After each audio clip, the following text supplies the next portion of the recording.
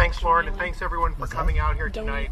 Saturday's events just struck so hard to the core of everything that we believe in as Canadians, that all people are created equal, that all people enjoy all the dignity of the Charter of Rights and Freedoms, that people should be able to go, and like all of you here, protest against racism, against fascism, against white supremacy, and to be able to do so without the fear that a lunatic, a terrorist, someone with such evil vindication in their hearts to drive their car through a crowd of people.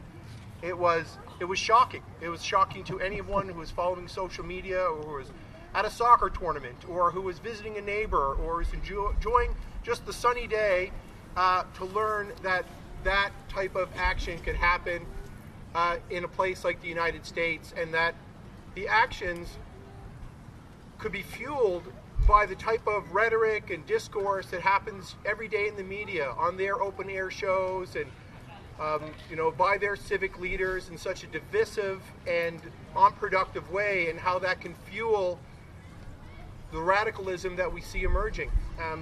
There's no need to point out to any particular stats on this, but I wish I could say it as eloquently as my friend Joel Lightbound, who represents the riding in Quebec City.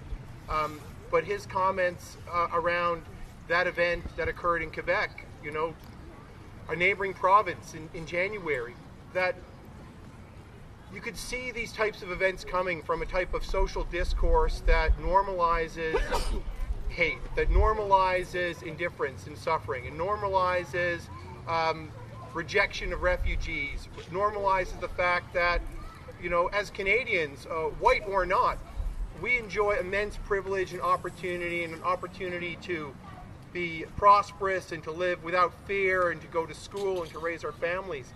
Many people in many of the countries of the world do not. And as Lauren will know from working in my office, we receive a lot of mail related to people who are upset about immigrants coming to Canada for an opportunity to live a normal life. Refugees fleeing Syria coming to Canada at the behest of Canadians, but not all Canadians. And so we are not immune. When a child soldier imprisoned and tortured in the United States with the complicity and perhaps the aid of our own government, when that person finally gets the acknowledgement from the Supreme Court of our country that they were wronged, people are upset that the government paid a settlement to someone whose charter rights were so viciously violated, whose rights as a child in an armed conflict were trampled upon. And Lauren will know that we've had to respond to 50 letters from constituents in St. John's East. But at the doors, we hear it as well, that some of the most difficult conversations I've had at the doors over the past 2 years are related to this very issue. The subtle feeling that somehow, because we are here, done, buddy. You hear it.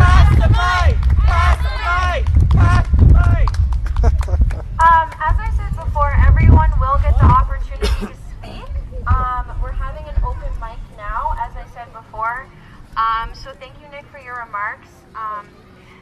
And now I'd like to have anyone who would like to come up and say a few words, if you could limit it to about 2 minutes, just so we can hear from everyone, that would be great.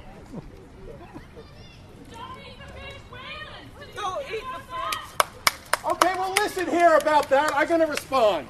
If anyone had... Hold up! 1 second! 1 second! It does not take! 1 second! Thank you! This is ridiculous. 1 second. This is very uncomfortable work!